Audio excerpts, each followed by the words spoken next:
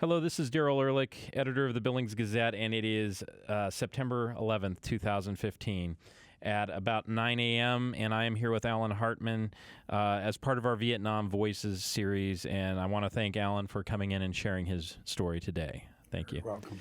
Well, I start at the beginning with everyone because that's about the only place that seems logical to start. And so tell me, you were in the Army, 1967. Tell me about where you were before that. What was life like for Allan Hartman before that? We lived in Portland, Oregon. I was real young, 5, 6. My dad passed away. My mom remarried, and the guy she remarried turned out to be my stepfather, was in the Air Force, stationed at Portland Air Base. And thus began our career with the military. We lived in Portland, we lived in Spokane. He was assigned to Fairchild.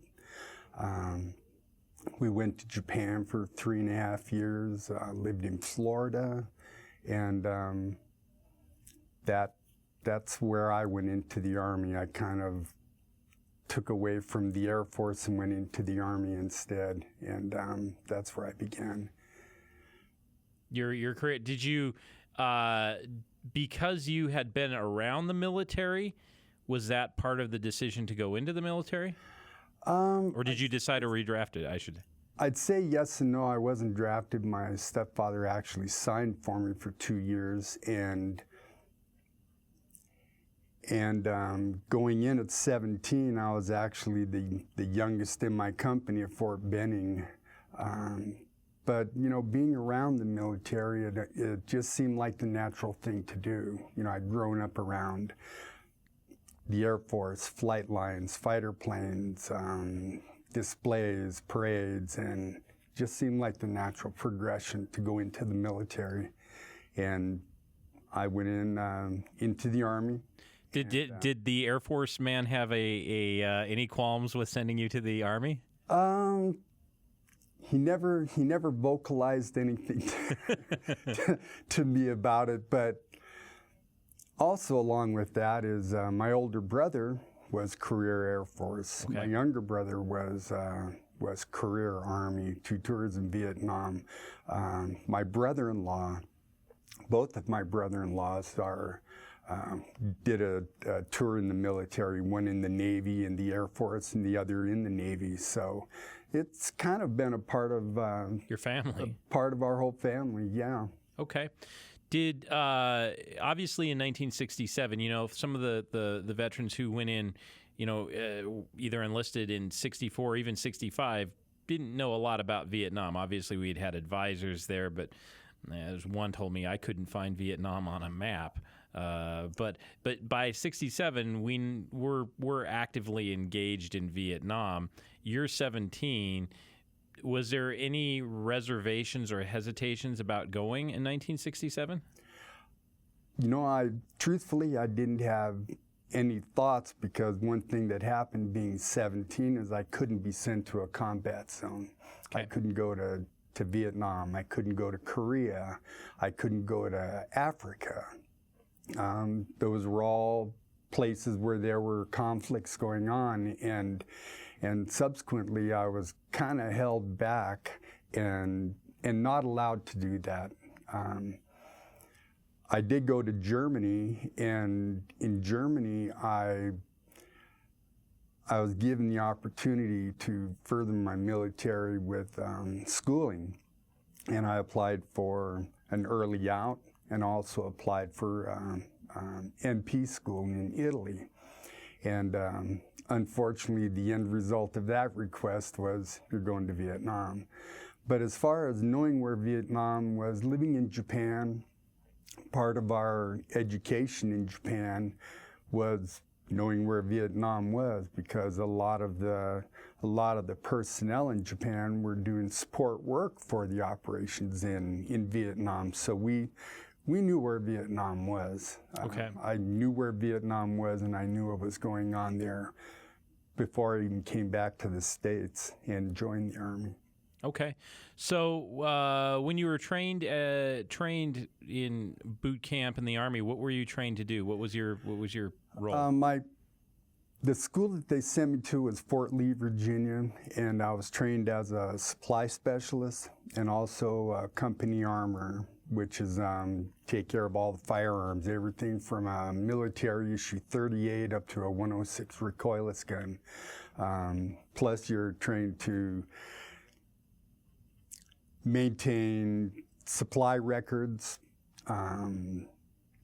inventory, the whole thing that goes along with that, making sure that you have it on hand for your company, for your battalion.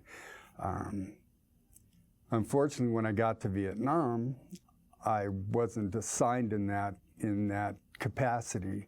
I was put into an aviation company, and the person who I was supposed to replace opted not to come back to the States, so I was there without a job. So they put me in the motor pool. I drove truck, worked on trucks for about the first 2 weeks.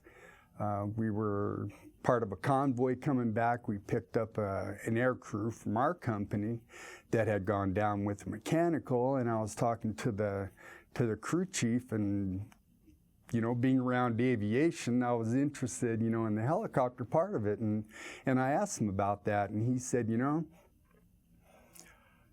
the door gunners don't need any formal training. You just go and submit 1049 to the company clerk, and if it goes through, we'll have you in the gun company. So I thought about that, and I did that. I was a company armor. I was trained in armament systems. Right. About a week later, I had a flight suit, I had a helmet, I had a pair of M60 machine guns that I was responsible for, and I had a place, you know, with the Slick Company, which is doing resupply, troop insertions, recovery, stuff like that. So on a helicopter? On a helicopter. UH-1 or did you? UH-1H, and when I moved into the gun platoon, we had the D model gunships and the C model gunships. Okay. So let's talk about going to Vietnam. When did you learn you were in Italy, or were you in Germany? I was actually in Germany. And you got your orders? I was in Germany. It was about October of 1968. And it was kind of shocking because I hadn't expected that. Maybe I took it for granted that because of my age they would allow me to do something else. But you know, the one thing about your age in the military is that your age means nothing. It's just how bald your head is. You know, yeah. You got the buzz cut. You're in the military, and rule number one is you go where they tell you to. Yeah. So you got your orders, and you're kind of shocked. I got my orders. Was not shocked. I was just. It gave me a moment of pause, because now it's all the stories I'd heard. You know, the drill sergeant I had at Fort Benning, been to Vietnam 3 years. He told us a lot of stuff that's going on there, things that he thought we needed to know. You know, what were some of those things he thought you needed to know? Booby traps, quiet, don't bunch up, watch out for the guys around you, don't make yourself a target. Just a lot of useful stuff, you know, for the jungle. I wasn't trained for the jungle. I was trained more for a support role, but that wasn't to say that when I got to Vietnam that couldn't happen. Yeah. Because rule number one, you go where they tell you. Yeah. Yeah.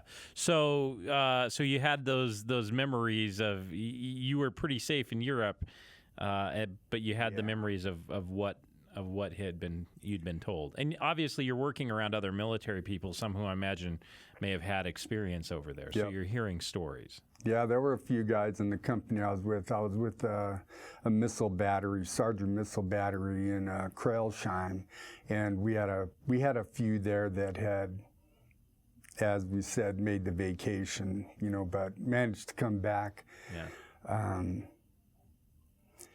The one thing that stands out was don't be stupid. Yeah. Was think about what you're doing, follow orders. If they tell you to stay down, stay down. Don't do anything to jeopardize you or the people around you. So when I got to Vietnam, well, before I even left, I had talked to my mom, and she had reservations about the whole thing. Ironically, at the same time, my stepfather was stationed in Ubon, Thailand, which, from where I was stationed at Pleiku in the Central Highlands, was, as the crow flies, less than 200 miles away, even though I never got to see him. So you can understand her apprehension. Her husband's there, and now her son's there. So yeah. That was a lot for her. That was a lot for her. Yeah. And that's the one thing that weighed on me the most, was her having to worry about both of us. Of course, she worried about all her sons, but they weren't all in or going to a war zone. Yeah. What did she say to you? What is a mother's advice?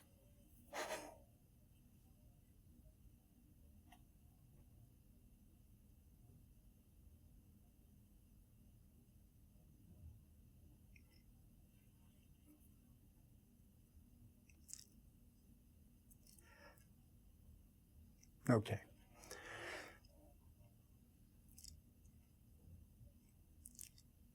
She told me that she loved me.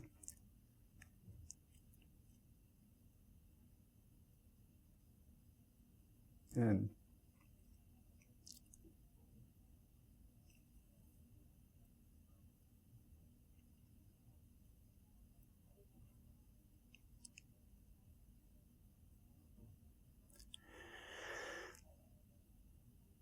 to please come home safely.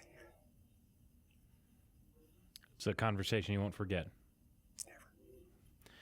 Did you go from Vietnam, or excuse me, from Germany to Vietnam, or how did you get there? Flew back to the States. They actually sent me to Fort Lewis. Okay. For about a week and a half of jungle training. And it's, what they do is they basically expose you to things that you may encounter there, whether it's snakes, spiders, booby traps. That was the thing. The big thing was booby traps, because the Viet Cong, North Vietnamese, were very adept at making booby traps out of just about anything you could discard. It may be attached to something that may catch your eye that you want to pick up.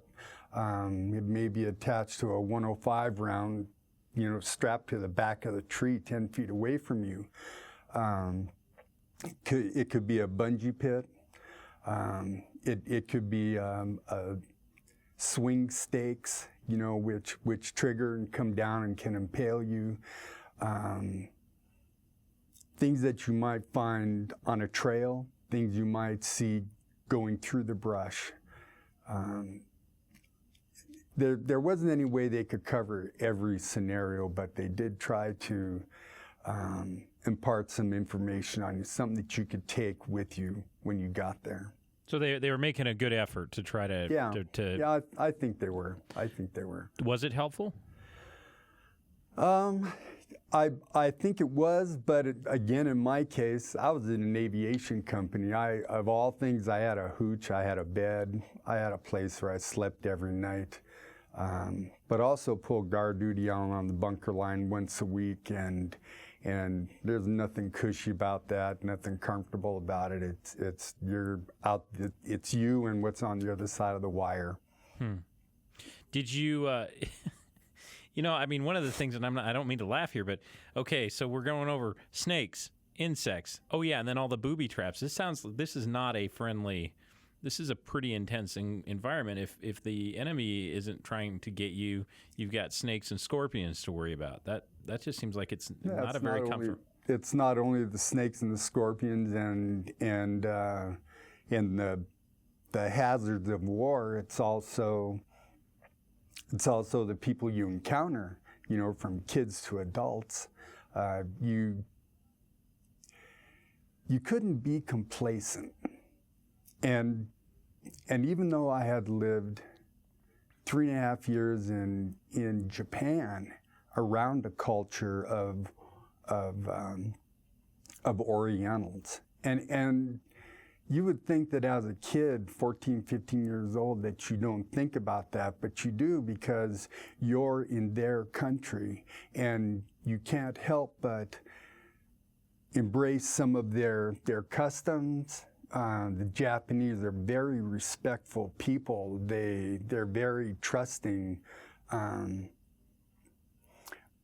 But you can't take that lesson to Vietnam.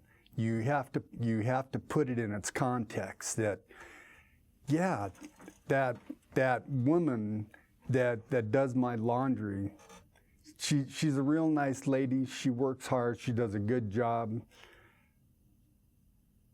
But I trust her about that far away because this is Vietnam. This is Vietnam. This isn't this isn't your hometown. You know, this is Vietnam, and there's a war going on, and things happen. People die from war, but they also die because of complacency, letting their guard down. And that's not to say that you have to, that every step you take is measured on, does that kid have a grenade? Does that woman have a grenade? Does that mother with her baby, is she armed? You know, is she a walking bomb? You had to be guarded, but at the same time, you had to understand that these are living, breathing human beings that have been thrust into a role that they probably didn't choose, and protect yourself. Yeah. It's kind of it would seem to be a bit of a disconcerting or a nerve-wracking thing to have to approach life like that. Being in an aviation company, I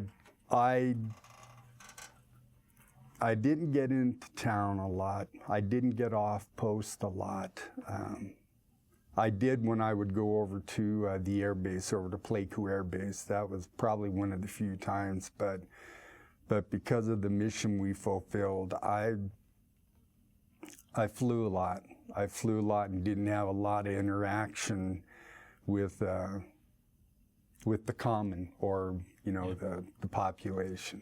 When you, after jungle training, then what?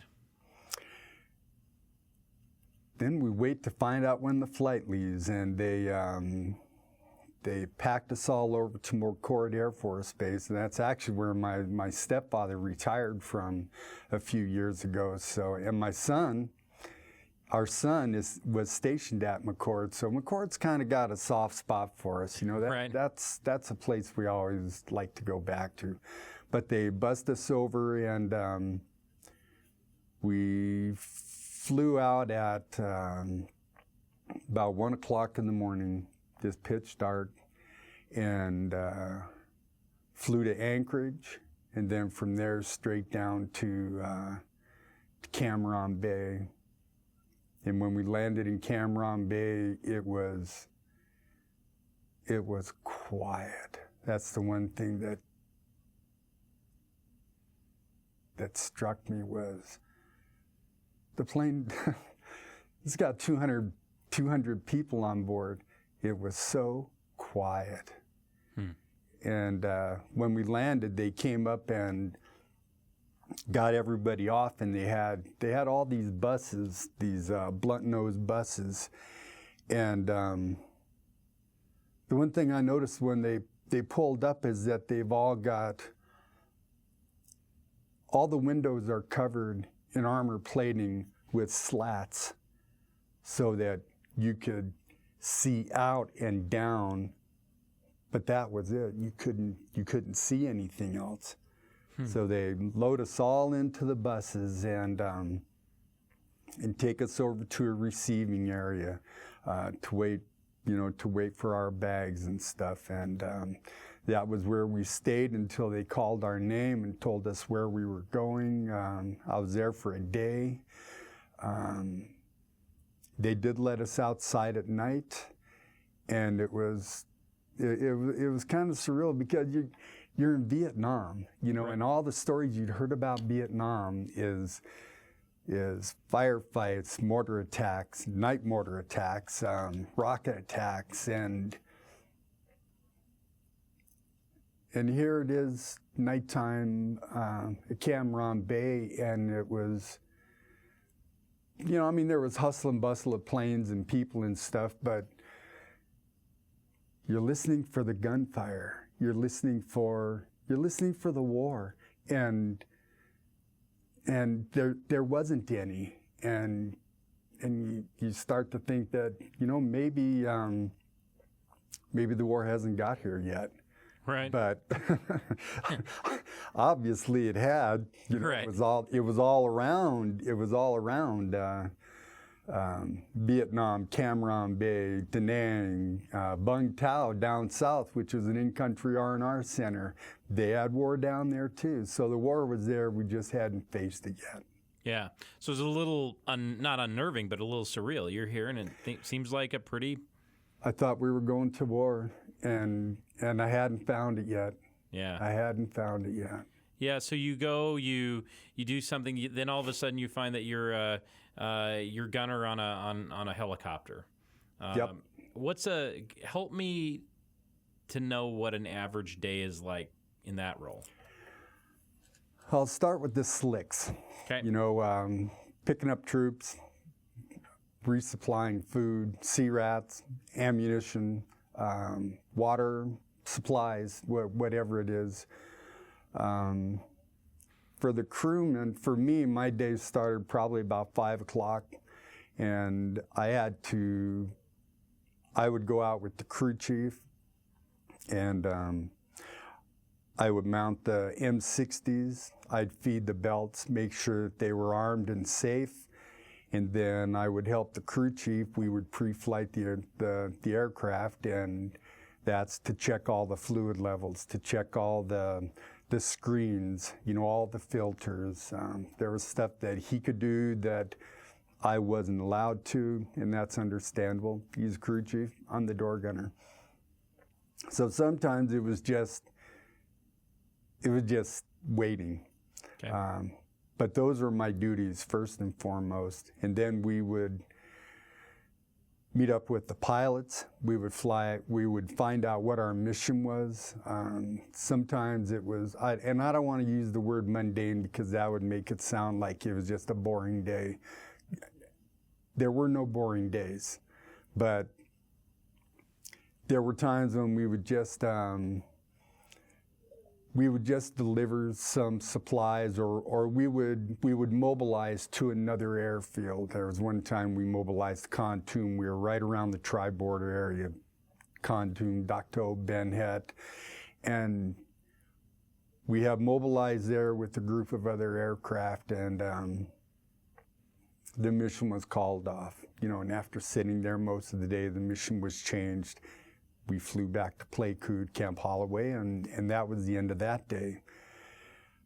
There were days when it was not so mundane. There were days when you would pick up troops, you'd have 9 other people besides you and the crew chief in that cabin, and to witness the apprehension, not only knowing that where you're going, I mean, they would usually tell us if the LZ was hot, if there was anything we needed to watch out for, any obstructions, because one of our jobs as the crew chief and the door gunner was to clear the pilot of obstructions. I was on the right side, so I was usually clear on the right, clear on the back right. They needed to know that. But to pick up a group of guys, and sometimes there's joking, there's cajoling and laughing.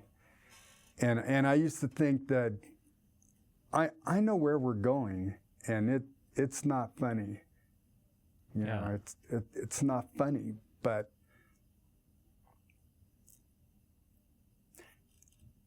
that was how they dealt with the fear of what they were going to do.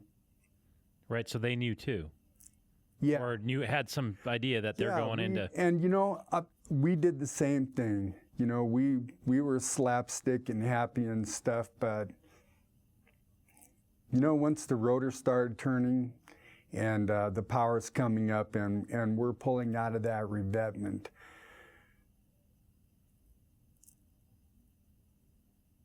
we're into a whole different mode. We're into not an offensive mode, even though what we're doing is we're resupplying, dropping troops in. To me, it was defensive because now we have to be aware. You have to think about what you're doing, you know, because your actions, my actions on one side of that aircraft affected everybody. You know, all of the three people, crew chief, pilot, co-pilot. And if we have passengers, it affected them. So I had to change. When we would lift out of that revetment, I would have to change and do my job. And you know, there were days when it was you almost caught it with the stinger. You know, the stinger's the tail rod out the back. You almost caught it with the stinger, and the joke would come back that, well, next time I'll fly a little lower, you know, or something like that. But you had to have those moments to make up for the big moment that you were facing. Yeah. What's the are you the only? Are there two door gunners or just one? Well, the crew chief and myself are the door gunners. Okay. I supply the weapons. He's the crew chief of the aircraft, but he maintains it. But he also has an M60 on his side too. Okay. And one of the things that I've heard from a lot of the different vets is the enemy, whether that was the VC or the NVA, just loved shooting at anything that flies. Yeah. Is that true? Yeah. I mean, because you would know. They did, and I found that out real fast. Our feed belts for the M60 have tracers every 5th round, which is a red tracer. The VC and the NVA, theirs is green. So somebody, we would be flying into an area and somebody'd say green apples at 9 o'clock, which meant that we were being fired on, and they were using their tracer rounds were visible as green, and we called them green apples. So it was there was times when, how did we get through that? How did they avoid hitting us? You know, there was a couple of times where we did take some rounds through the bottom, through the tail boom, but it was how did they not hit us? I mean, we should have been riddled down one side, and they missed us, you know, and thank God they did. But it seemed to be even worse when I moved into the gun platoon. When I moved into the gun platoon, now I'm on a gunship, and I'm responsible for the M60s, plus I'm also responsible for 2 miniguns and 2 9-round rocket pods. So it's a lot more armament, a lot more responsibility, and a lot more weight. And the job changed too. Right. Tell me how that job changed, because I imagine now you're in a, that's more of an attack support than it is just transport, right? That's an assault mode. We called them combat assaults when we would go in, and sometimes it could just be support while the slicks are doing the insertions or the recoveries. We could be doing a support from above, just circling above, and being called in to take care of anything or try to suppress something that was happening. But then there were other times, new LZs or LZs that were getting hit when we would be called in. Those are combat assaults. That's when we went and tail up and nose down. And now we're in the thick of it. Now you're in a fight. Now we're in a fight, and those were times when they like to shoot down gunships too. They like to shoot down the Cobras. I mean, there's a lot of them that were lost over there, because you're slow, and the only time you're going fast is when your tail's up, coming down, in an attack mode. But when you're down there hovering around, circling around an area, you're slow and you're heavy, and that makes you a real big target, a real slow target. What is when you're nose down, tail up on an assault? What's that like? Gets real loud. The air gets real loud, because now what you've done is you put your tail up, drop your nose, and you're increasing your speed. The miniguns and the rockets going off at the same time slow you down so fast. The last thing you want to do is stall a helicopter or lose your lift, because if you lose your lift, now the blades aren't grabbing any air. You're auto-rotating, so to speak, but you don't have any air in your blades. So you drop your nose, increase your speed, go in on your assault, and those are I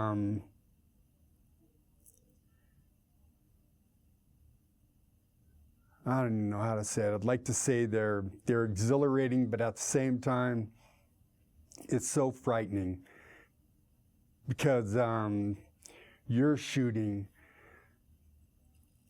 the crew chief is firing, the miniguns are going off, or the rockets are going off. I mean, there's so much noise.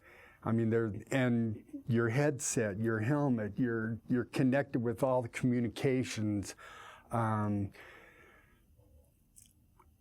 giving directions into an area, how to get out of it, and all at the same time you're supposed to give your response. Right side, I'm making a hard right. Am I clear? Because there's, we had other aircraft with us too. We had other helicopters. They may be staggered. They may be next to us, behind us, or they may be below us. But there was times when it was just controlled chaos. I mean, just sometimes it was mayhem, but it was almost controlled mayhem. And we'd go in with guns blazing and noise and sound, and all of a sudden we're out of it, and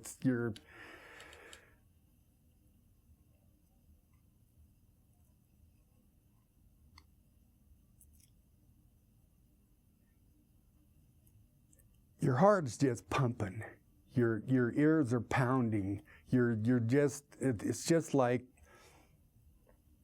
the adrenaline is just flowing through you, and unless you've experienced that feeling of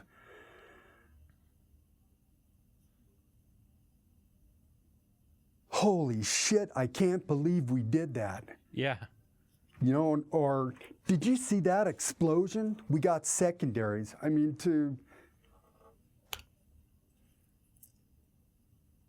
at 18 years old, you're not supposed to be experiencing an explosion like that unless it's the 4th of July, you know, unless it's setting off fireworks someplace. You know, that young, you just, to experience that, it just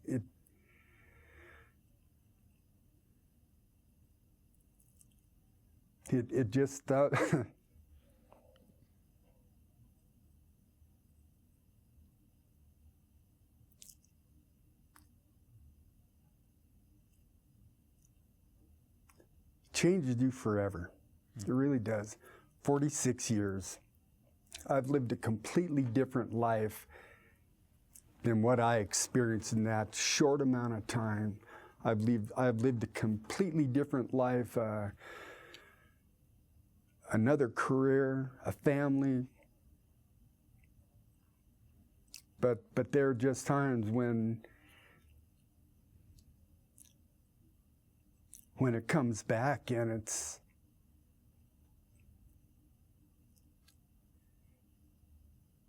it's all too vivid, you know. It's just like, it isn't that I'm trying to forget it, but sometimes it comes back with such clarity that I can picture what's happening. It's just like that slide is going off in your brain. Yeah. That slideshow is going off, and you just see it happening. And how do you deal with that? Oh man.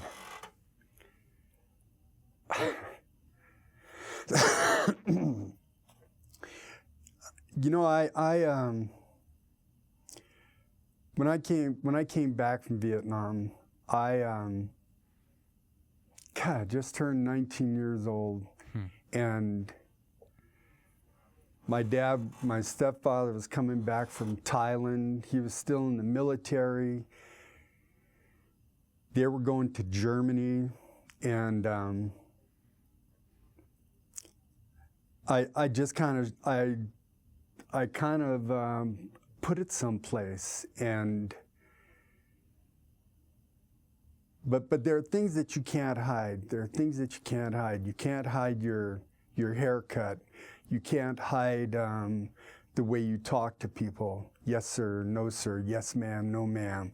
That discipline that they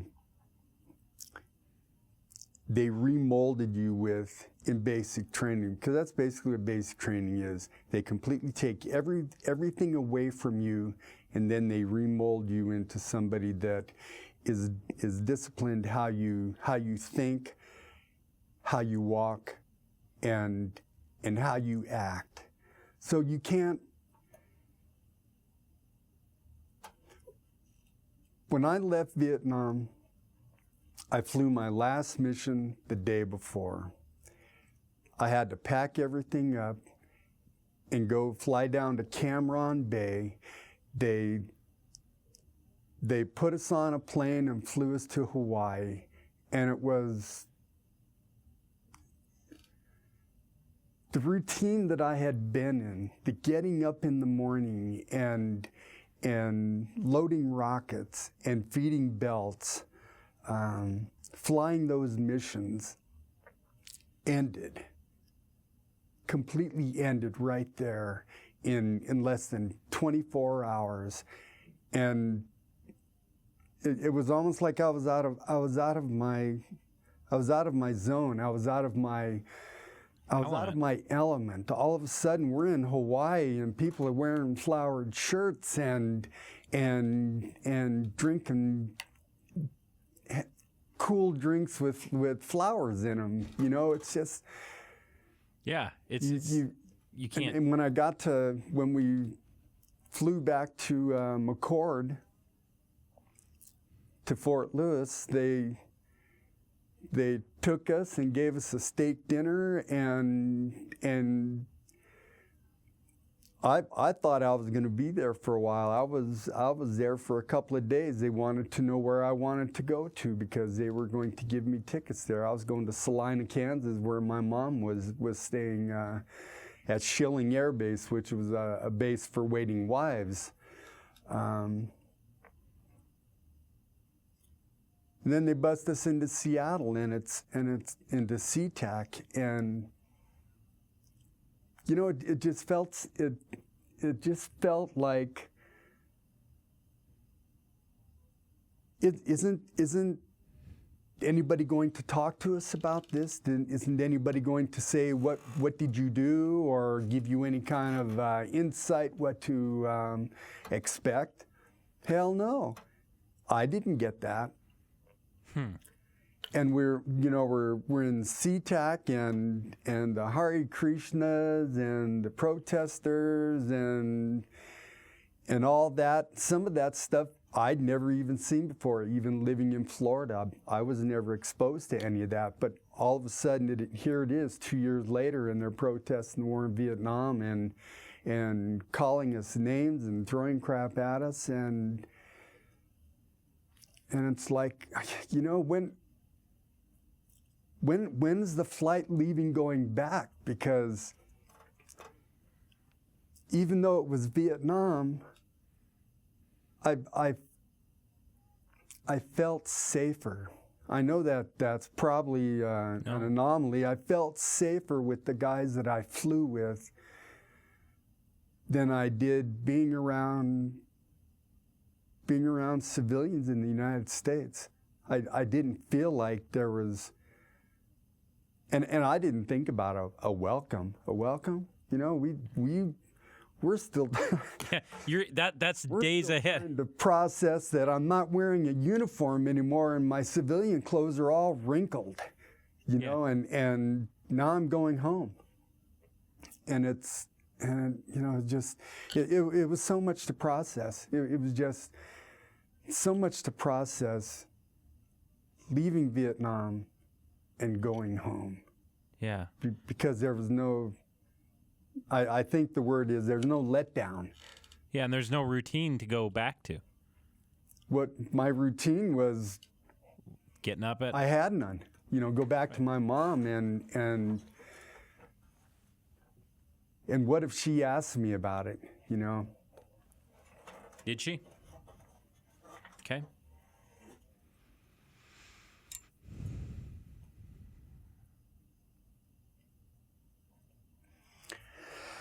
No, she never.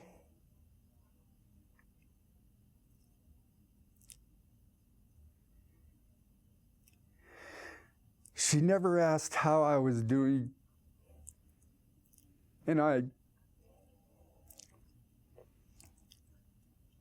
trying to look at it from her side, I think it was more she was trying, excuse me. No, this is fine. It's a quick drink. Yeah, absolutely.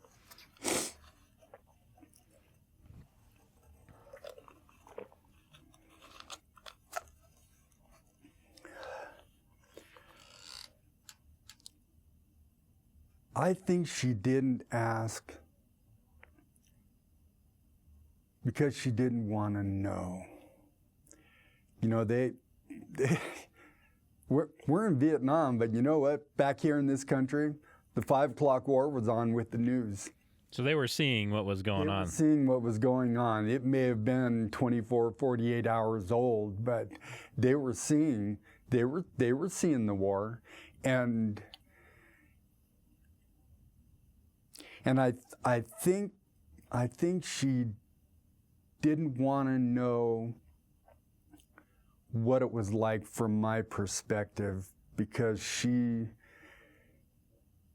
already knew what the war was like just from, one, the news, and the other, all the waiting wives that lived around her. Their husbands were probably in the same environment, someplace either involved in the war or supporting it, and someplace that they couldn't be with their spouses. How did you handle? So you're still trying to just make sense of this, to decompress, to think about it, and you're met by this whole world of protest, of there is no goodbye, there is no decompression. How the heck do you do that? How did you do that? Why? Well, this is the honesty part here. I appreciate it.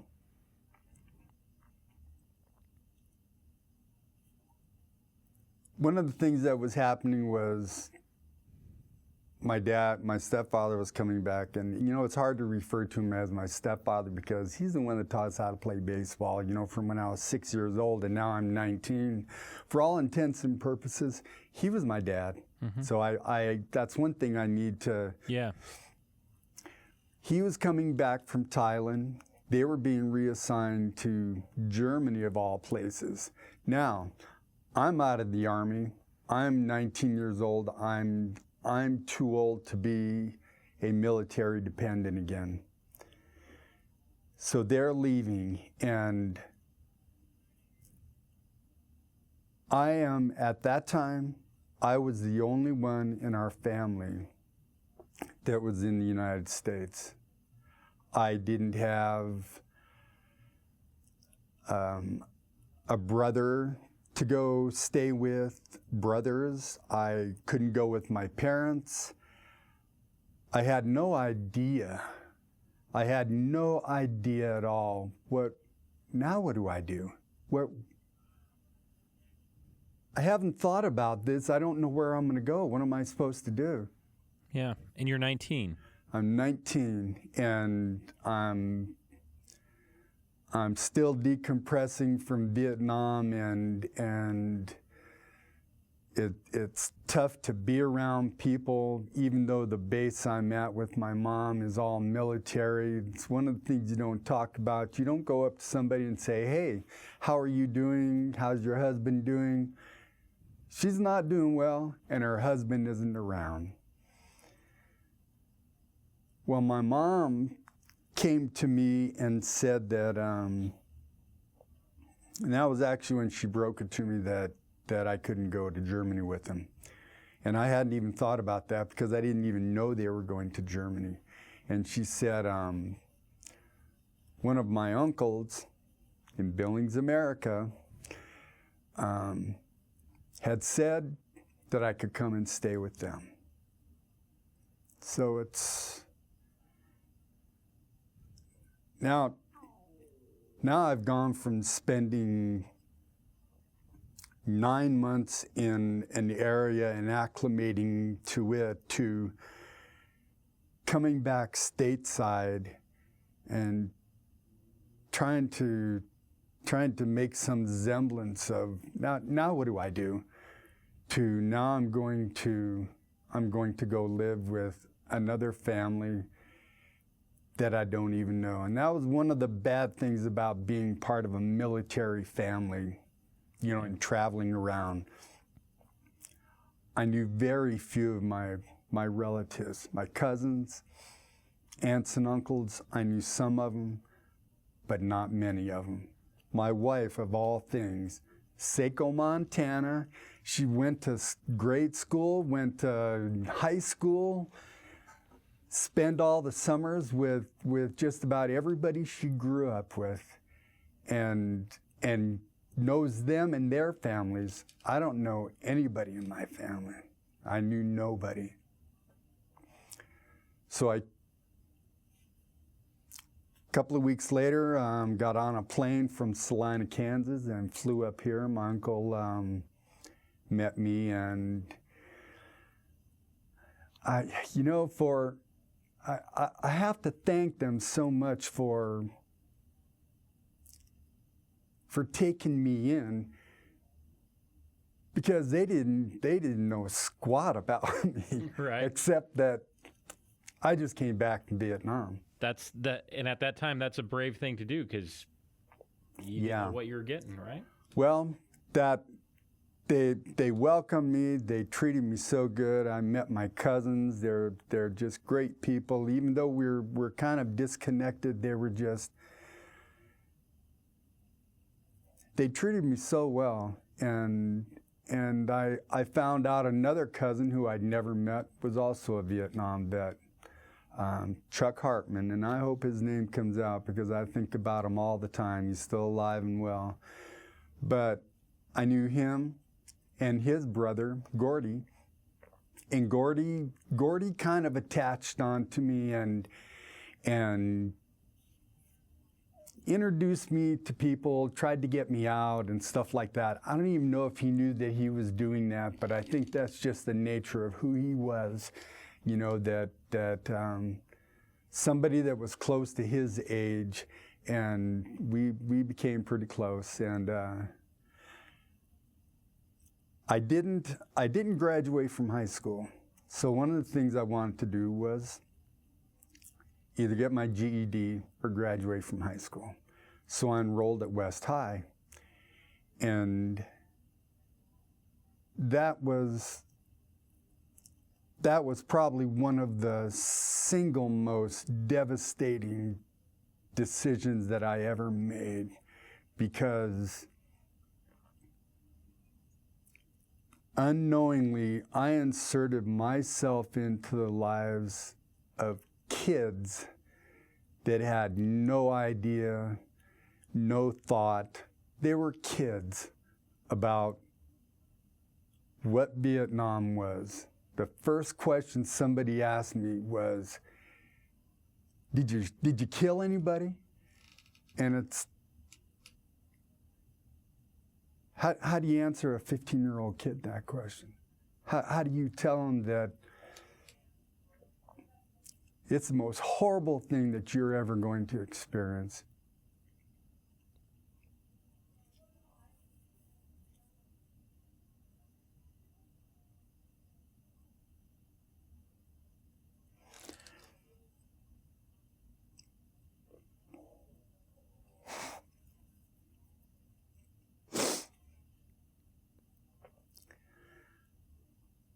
So that worked out badly. Okay. You know, being because you're older too, and not only just older in chronologically. Yeah. You're nowhere. You've seen things and done things that they can't even wrap their minds around. And I imagine that was a common question. Yeah. I took a debate class, and I thought maybe it would help. Maybe it would help me to fit in, but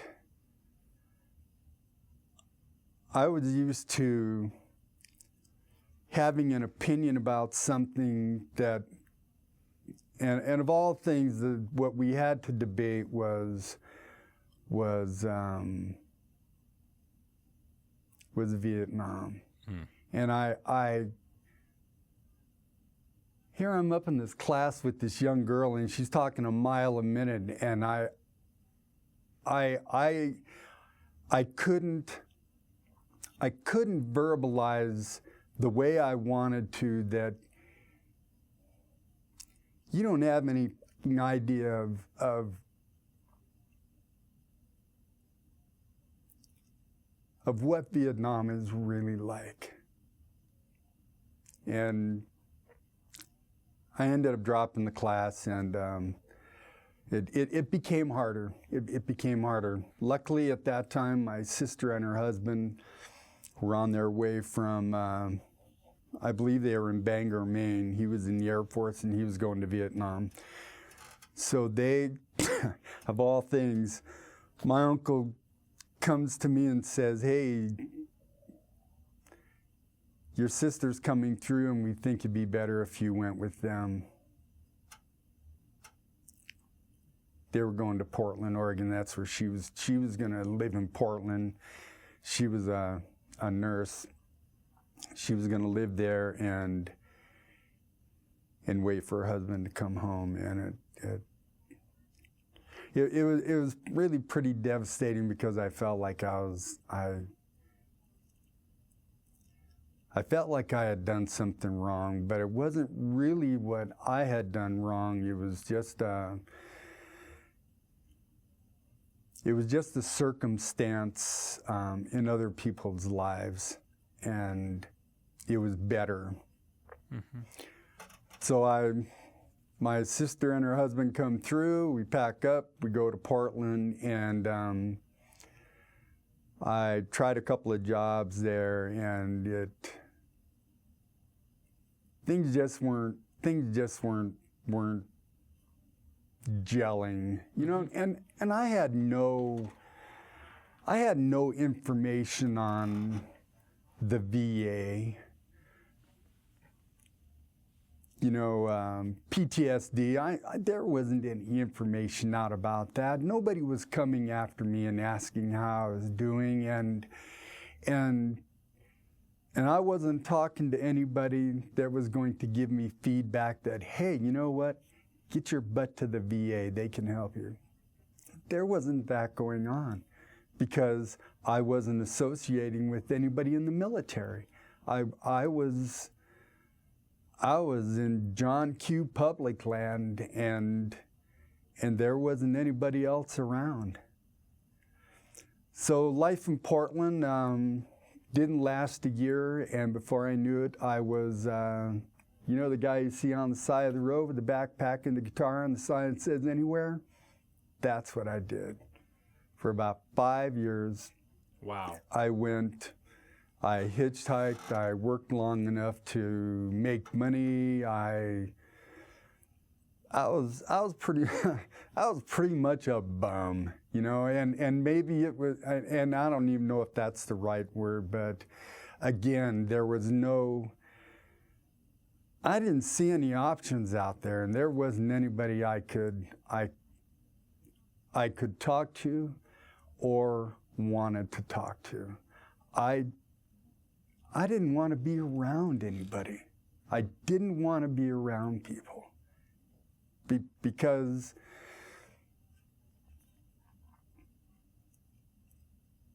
I didn't think there was anything there for me.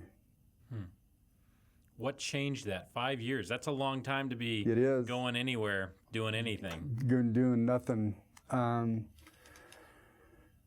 You know, other things happened that I'm not going to go into, but I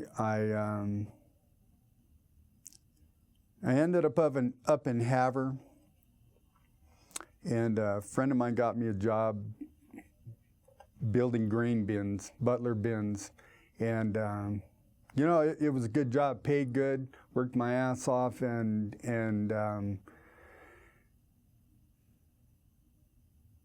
started to meet other people.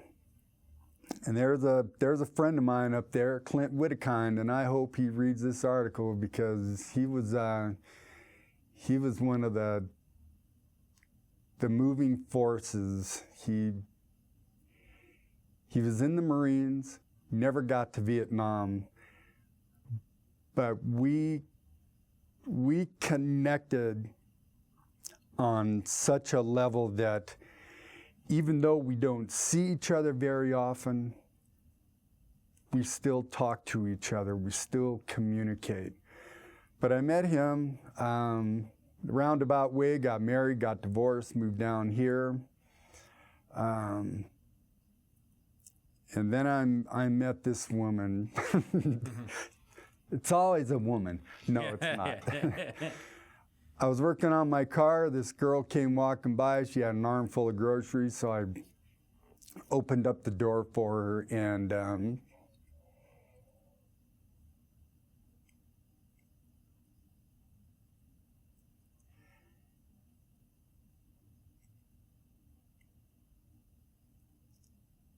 a year later, she became my wife, and we've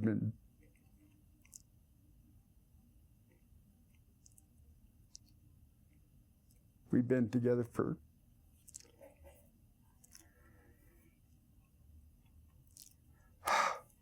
36 years.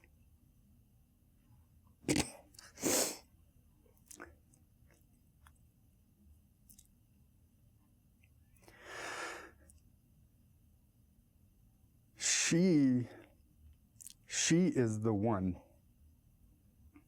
my wife Eleni. She is the one that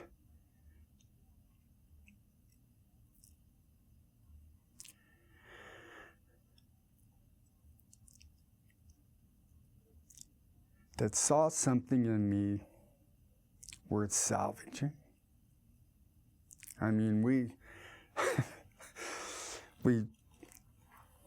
we've asked the question many a time, where would you be if we'd never met? And in total honesty, I probably would have been dead. I probably would not have survived. I would have done something. I would have OD'd. I wouldn't have survived. But she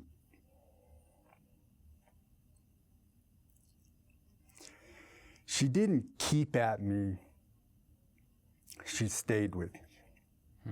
And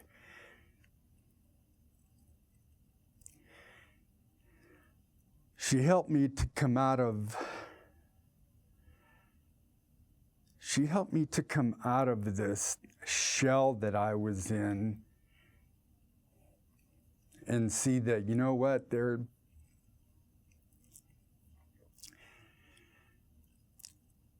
are things you can accomplish, there are things to experience, and there's life to live. And that's the one thing that's helped me to deal with Vietnam, was that it was so easy to put it out there. You know what? Vietnam was 46 years ago, and that's where it is. I have lived a completely different life since Vietnam. I've accomplished things. We've traveled. We've seen things. We've raised our kids, 2 great kids.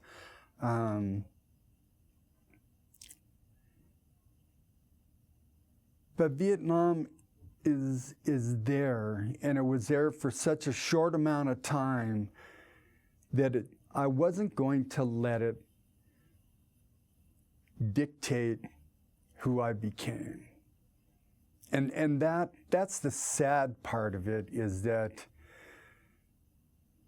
there are a lot of guys out there that for 46 years, 50 years, they have been dragging around this elephant that gets in their way and stops them from experiencing life, thinking different thoughts, something that isn't related to Vietnam. They still hold on to the devastation. And one thing about the devastation is it happened, and you shouldn't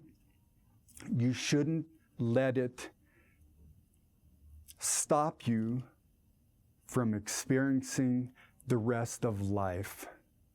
I know that sounds Pollyanna and all that stuff, but you know, I don't see myself as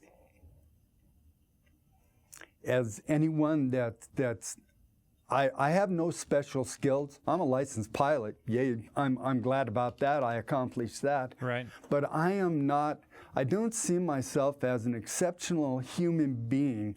I'm just somebody that experienced something horrific and devastating and ugly, and I've managed to leave it, you know.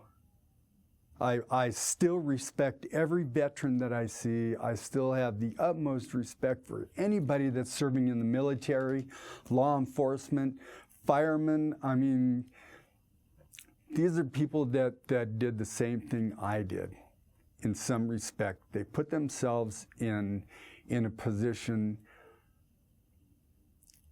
where they can be affected by grievous harm and bad memories. But you've got to move on. You've got to put it past you and embrace the life that you have now, not that fleeting couple of years, because that couple of years is such a small part of the last 46 years. Yeah. What's the best part for you? What if had you gone down that other path? Had Vietnam never been able to leave you, What do you think you would have regretted most about not? What's the best part of your life, the real life, the life after for 46 years? What's the pinnacle of that for you?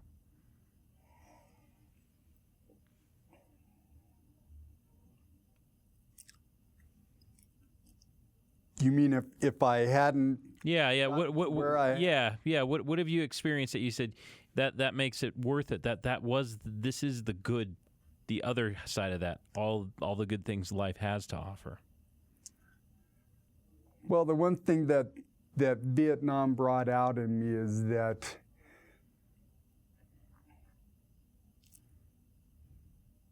you can survive. That was one thing I struggled with for a long, long time was, why did I survive?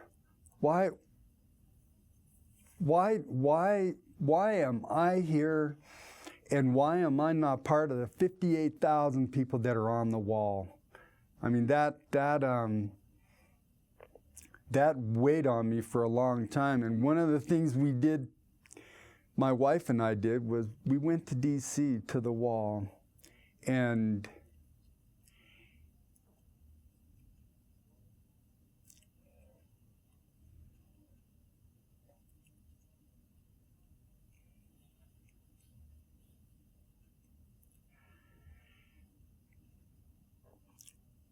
to come upon that, you're in an area that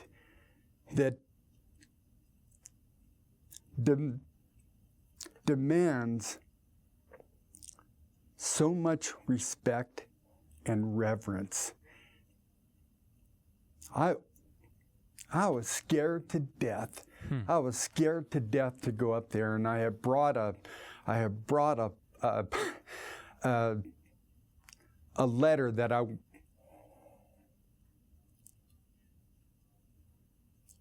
wanted to leave there.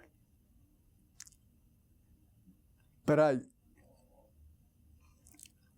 almost felt so unworthy that I because I had survived, I wasn't allowed to be there.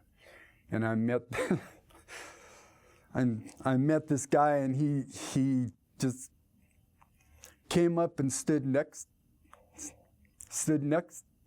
to me, and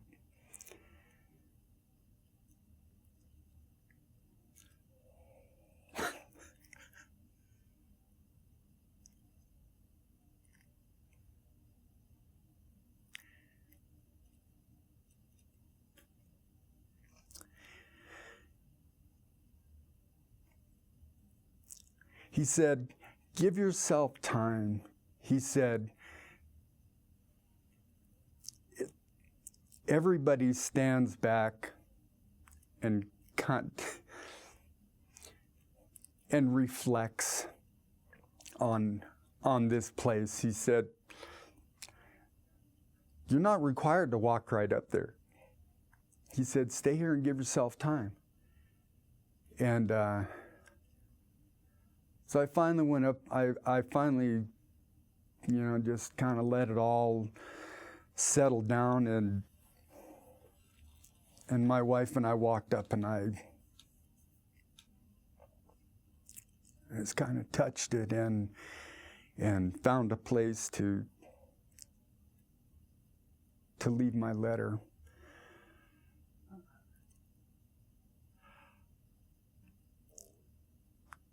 The one thing that I think that Vietnam gave me was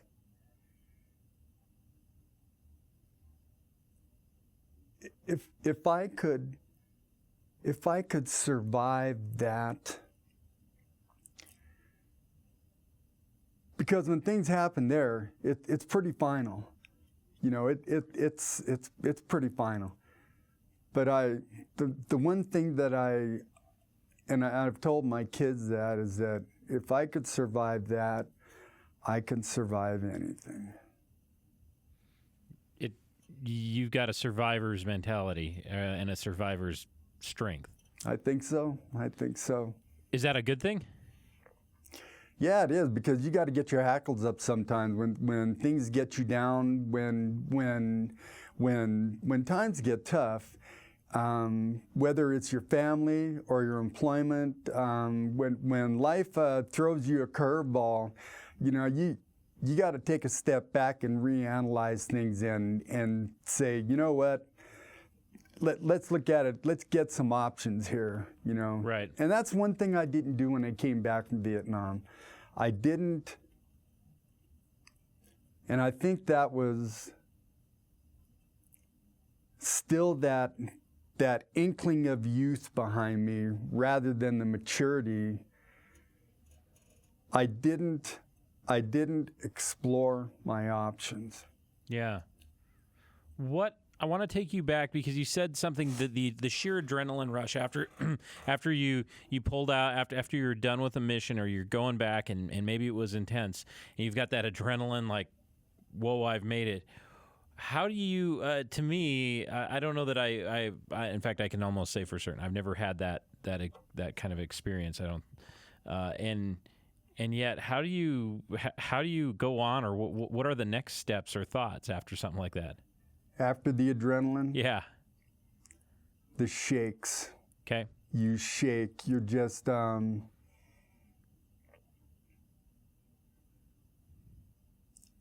you get back on the ground, and if you haven't had the time to decompress on the flight home, when you get back on the ground, you absolutely shake.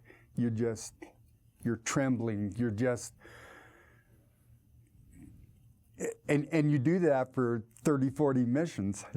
Yeah, that's just the toll. It doesn't get any easier. It's that way after every one. The only thing that becomes easier is the process of going out there and getting ready for the mission. That's what gets easier. But once you're in the mission and once you're on the ground, it's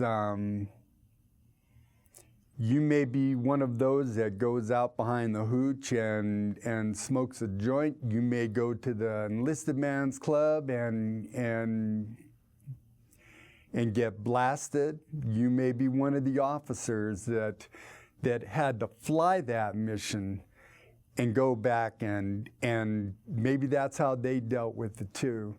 But I don't know how the body adjusts to so much adrenaline shots like that. I mean, if you fly 2-3 missions a day, by the time you get back, you're wired. There's times I didn't go to sleep. I mean, I would stay up, or I wouldn't go to bed till 1, 2 o'clock in the morning, and that's really pretty crappy when you got to get up at 5 and go do it all over again. Yeah. You just don't.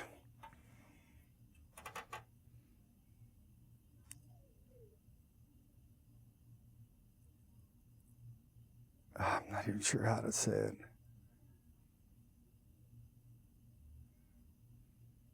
Sometimes they would have movies. Mm-hmm. When you come back, they'd have movies. Well, the first movie I saw over there was John Wayne and the Green Berets. I mean, hey, there is no greater hero than John Wayne. I mean, he's as American as baseball, hot dogs, and apple pie. I mean, John Wayne is an icon. But to see one part of that show where they crash in their helicopter and it rolls over and explodes, it's like, and to show that in an aviation company, I'm not laughing, but what the? It was like, there was some cheering, there was some booing. I had to leave. I didn't even see the end of the show. I didn't see the end of the show until I got back in the States and saw it again. But it was. I think the reason that they showed movies was for people to wind down. but sometimes there just wasn't any winding down. You had those thoughts, you had the tremors, you were afraid, anybody that says that they weren't scared over there is just really full of crap, because there were things that happened over there that people won't tell you about, and the reason they won't tell you about it is because they were scared. Yeah. It had to be a scary, if something that I was riding on up in the air has holes in it put there by enemy bullets, I think I'm afraid. Yeah. And sometimes when those things would get hit, they'd break the tail, there's a chain that controls the tail rotor. Some of them are shafts, some of them are chain links. That chain link is severed. You have no control over the tail of that helicopter. So now, unless you can get on the ground, that thing is just going to spin around unless there's some way you can counterbalance that spinning. That's how they come down, with no control on the back end. You've got to have the control of the back end. And when you would hear that sound of the thump thump, and you could feel the airframe shake, and it's like, God, please don't let it be the tail rotor. Right. When you're taking fire like that, can you see the enemy? I mean, do you know what you're shooting at, or do you just shoot in a direction? Or how does it work being a gunner? Conception, unless you're low, unless you're going fast enough. I mean, unless you're. I mean, look out the window of your car when you're driving by something. Try to write down the license number of a car when he's passing you. You can't see it, but what you're doing is you're laying down suppressive fire, and they're usually telling you, when we go in, this is where we want you to aim at. Okay. Very seldom you're that low and that slow that you have a complete visual of what you're shooting at. When you're shooting at it, it's from afar, and you're adjusting the angle on your machine gun so that the rounds are dropping down on it. Okay. So that's what you're doing. This is more instrument shooting than it is a visual, to almost put it near. Really, I would say they really had a good, clear vision of what they were aiming for were the slick door gunners, when they were dropping troops in, when they're sitting there trying to pull pitch and get people off or get people on. Now they're seeing, because they're stationary, so to speak. They're seeing what they're shooting at. Yeah. Did you have to, because you were slick for a while? Did that change things? Yeah, that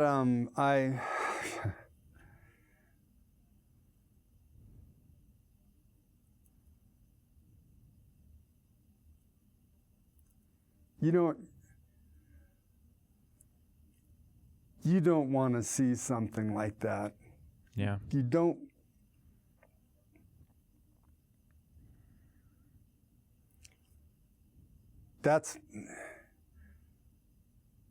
Those are.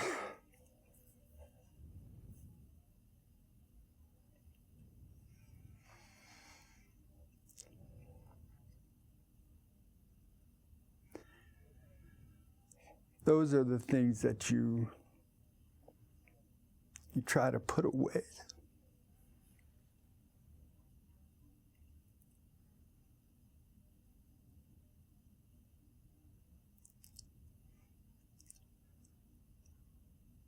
I'm sorry about that. That's okay. I'll leave them away. When you so after you're going back, and you're kind of sitting there with adrenaline, is the rest of the crew doing the same thing? What's the conversation, or how do you, after you've been through this really intense experience, and it wasn't just you, it was a flight, a crew chief, and a couple of, or at least I'm guessing two pilots.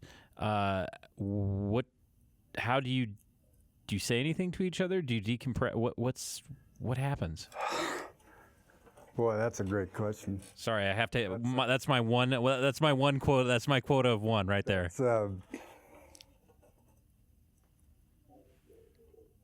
There are times when it was just silence, where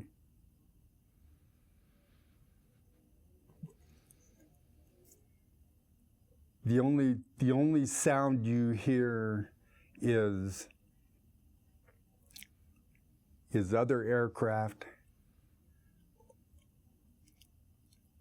or the aircraft you're in. I mean, there were times when it was just quiet, nobody was saying anything, and it's almost like you're in your own thoughts. You know, you're there, but it's you don't know if you should say something. You know,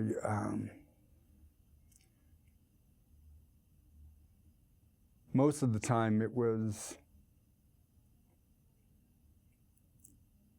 is everybody okay back there?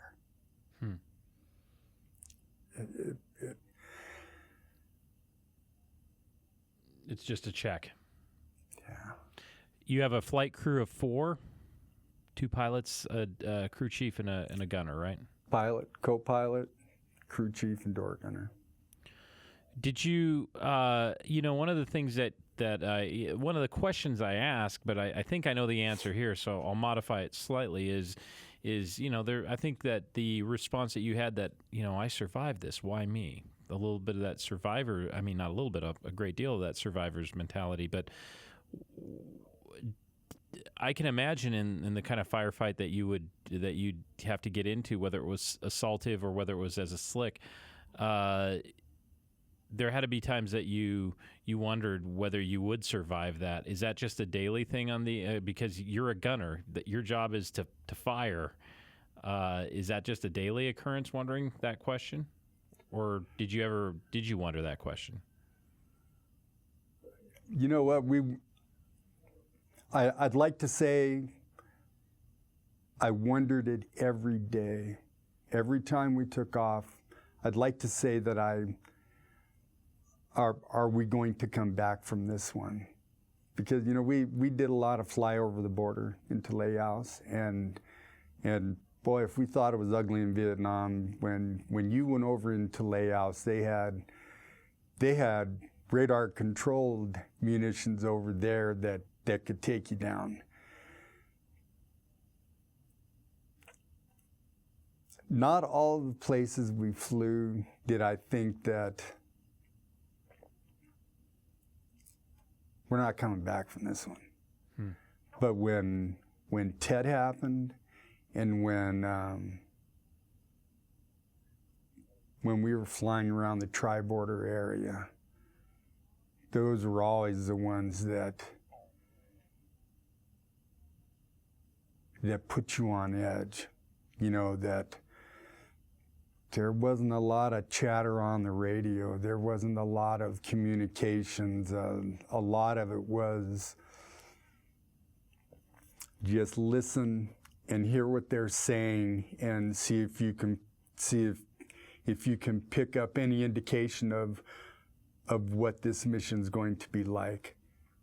I mean, it wasn't always the pilot saying, "Okay, we're flying to Benton Head and we're going to be around 5th Special Forces all day." We knew if we were going there that it wasn't going to be a happy day. But the one thing that we always talked about was at the mission. Before we flew out, we always knew what the mission was going to be. And it was, the pilot always reminded us to be on your toes and we'll make it back today. And even though it's just words, you would hear those words and then you switch into the mode. Yeah. I'm the door gunner, let's got a make job it to do. back today, but at the same time, it's okay. Now I have to do my job. Yep. You've got a pilot's license. I've talked to some. One of my good friends was a fighter pilot in World War II. Doc Call was his name, James Call, and he flew many missions, was shot, had some pretty harrowing experiences. And I asked, "Have you ever had a pilot's license?" And he said, "Hell no. Why would I want to go back up in one of those?" So I'm hearing all these stories a long way, and I'm thinking, why would you ever want to go back up in the air again? Boy, I think it goes back to being a kid with my dad in the Air Force. Mm-hmm. Our weekends were out on the flight line. My dad would take us to the base, and we may not have crawled through the F-104s and the F-86s, but we were all over the cargo planes, and I that kind of instilled that love of aviation. I mean, even today, last night, power washed the deck, and I didn't have my hearing aids in, but I heard this noise, and I asked my wife. I said, "Is that a plane Is that a plane taking off?" And she just went like this, that they're flying around. So having that love of aviation, it never left me. But one of the problems I had is that my hearing was real bad when I came back from Vietnam. Right. And I always thought that I'll never be able to get my license. I wouldn't be able to pass the physical. Well, over in Laurel, a great bunch over there, she said, go and have the physical, because I think if you can hear me, then you'll pass. And what they do, the nurse stood behind me about 6 paces and read off a list of words, and I repeated them. I got my medical certificate, and that's tantamount. You've got to have that medical certificate to get your license. Well, I tell you what, I was elated. I went back to the school, had my medical certificate, enrolled in the flight school, and I accomplished that. At my age, at 50-some years old, I got my private pilot's license, and to me, that was that.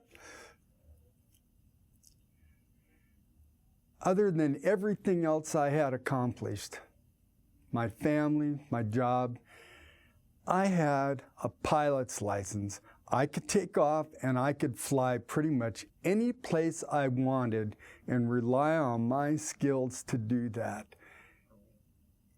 That was an accomplishment.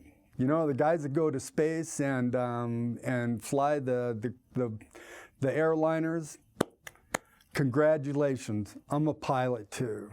Yeah. I may not be able to do that, but I'm a pilot, and that was important to me. Yeah. Still is. Well, it's a fascinating. Yeah, I had to ask about that. No, that's all right. It did.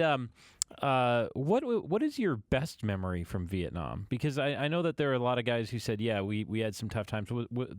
Was there a good memory?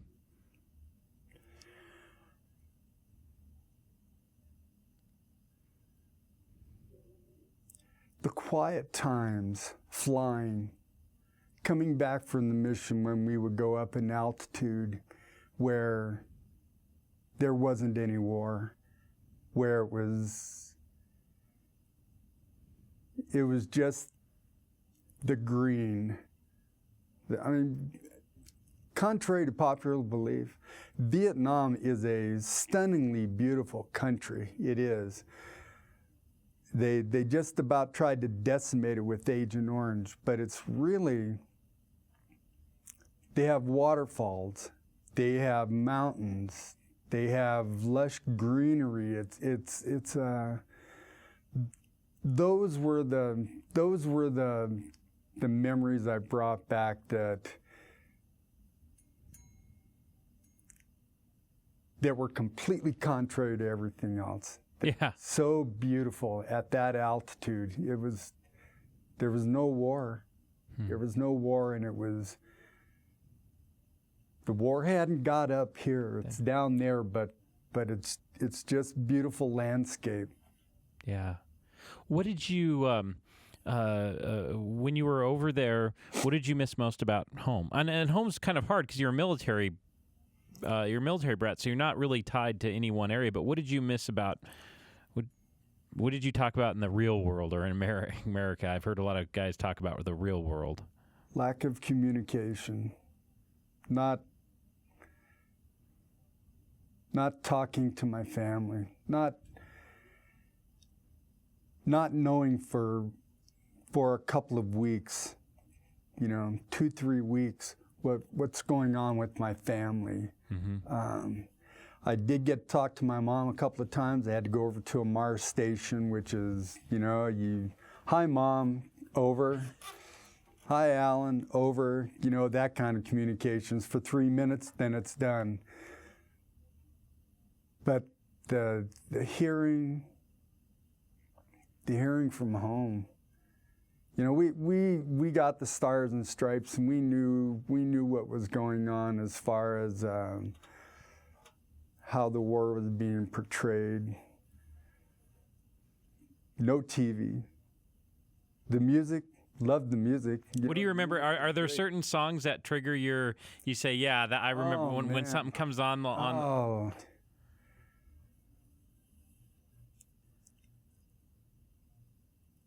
Dock of the Bay. I mean, that one just stuck out because everybody's heard the version from Vietnam. Yeah. Sitting in Cam Bay waiting to go home,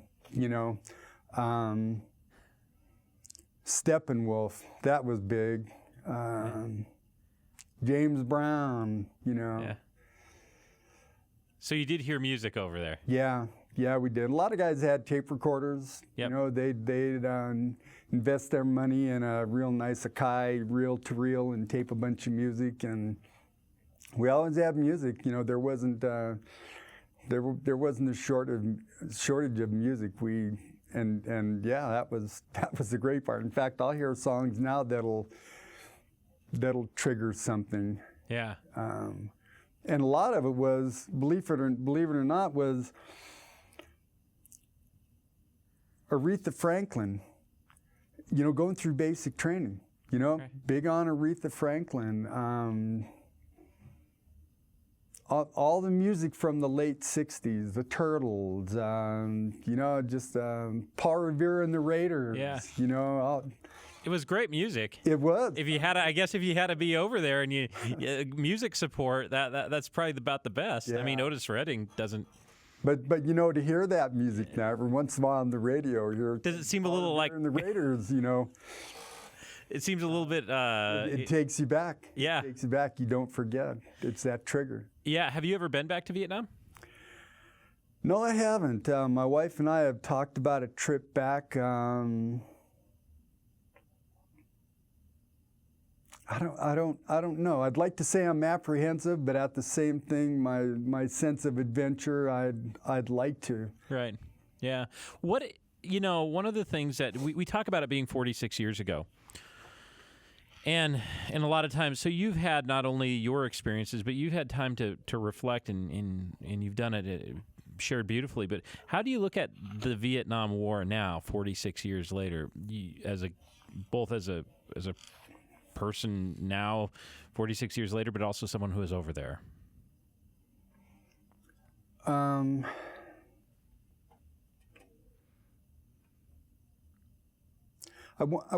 I wonder sometimes how something like that could have gotten so out of control to where it was never finished. Because it was never finished. I mean, they say, yeah, the war ended. No, the war never ended because it was never declared a war. It was always a police action, or it was a conflict. But how did it get so out of control with people that have such power greater than ours, politically and militarily? how did it get so out of control that it wasn't reined in? And if it was a war, why weren't the objectives ever accomplished? Yeah. That's the burning question I have, and I don't think there'll ever be an answer in my lifetime. I think there's always going to be a documentary from a politician or somebody that gives their slant on it, but I don't think we've ever gotten the right answer. I don't think we've ever gotten the answer that a lot of veterans want to hear. Yeah. I don't think nobody has ever come right out and said, you know what, we screwed up and we're sorry, but it's always been a roundabout approach, to put a political slant to it. And if the government came out and were to say something that says, yep, we were wrong, we screwed up, would that be a good thing or a bad thing for you and fellow veterans? If they just came out and said something without in retrospect, the circuitous speaking around the issue, rather than just saying bluntly, we made a mistake and we screwed up. I think after all these years, it would be, okay, I've got a route to drive this afternoon. Okay. Yeah. I don't know that it would give me ponder anymore. I think after experiencing my own son having to go to Kuwait,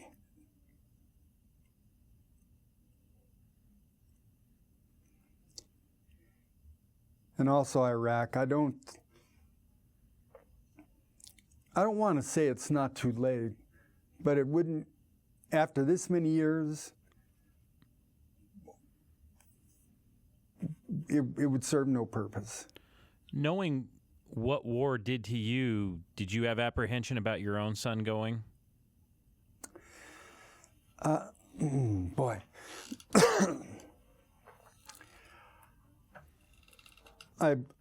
I would say I had apprehension, but I would say it's more to the degree that there isn't anything I could do or would do to stop it from happening.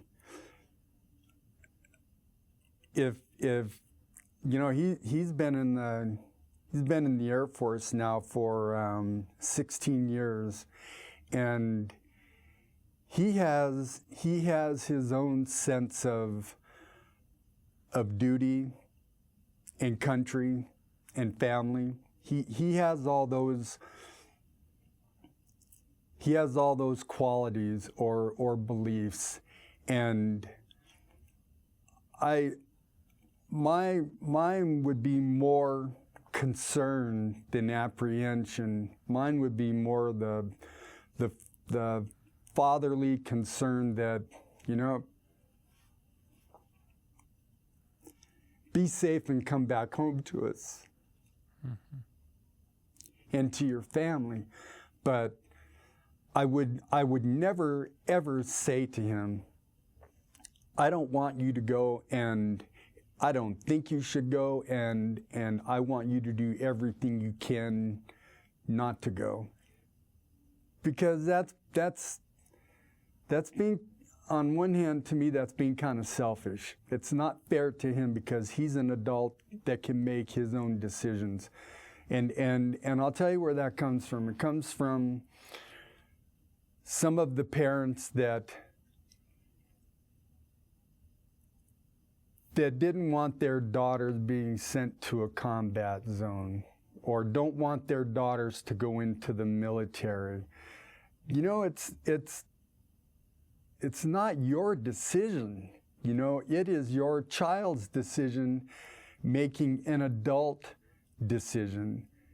And for you to try to stop something like that is totally unacceptable. What you should be doing is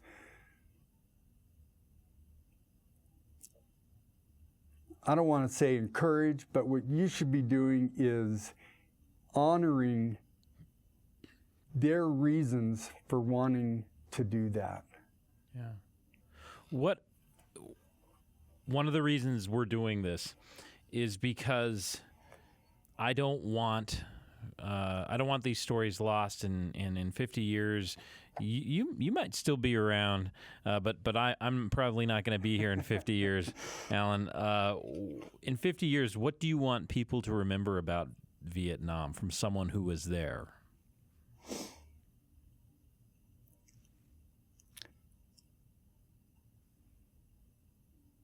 Oh boy.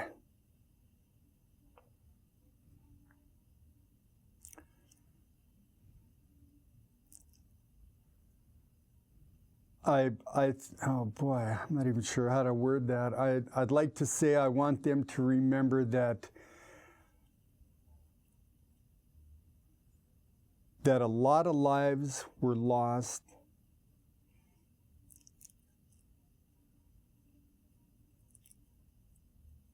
for a lot of wrong reasons, but that a lot of people survived that have done so much to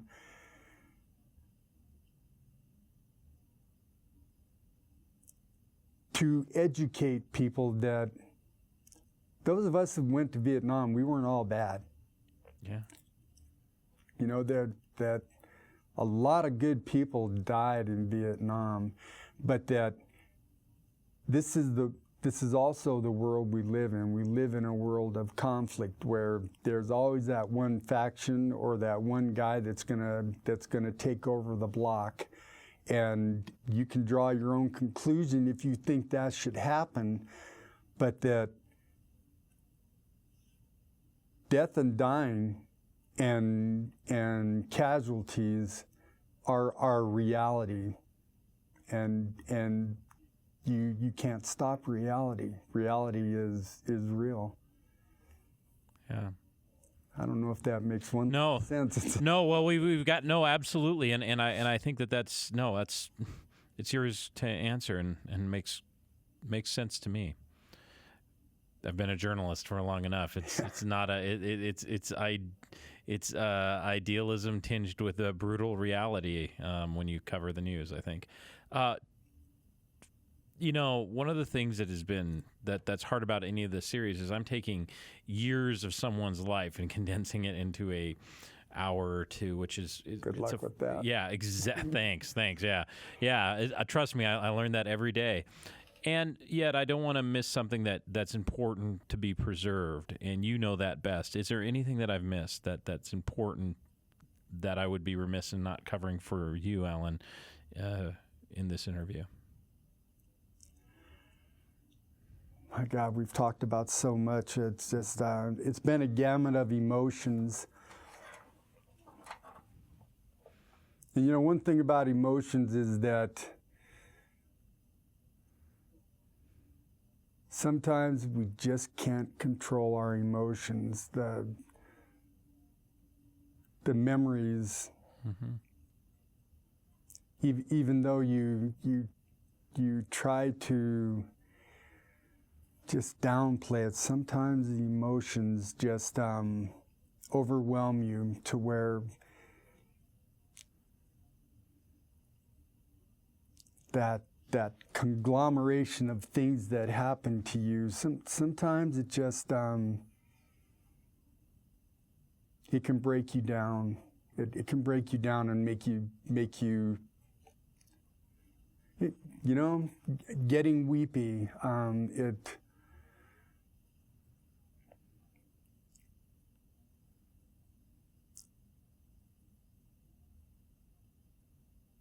I don't know how else to say. Sorry.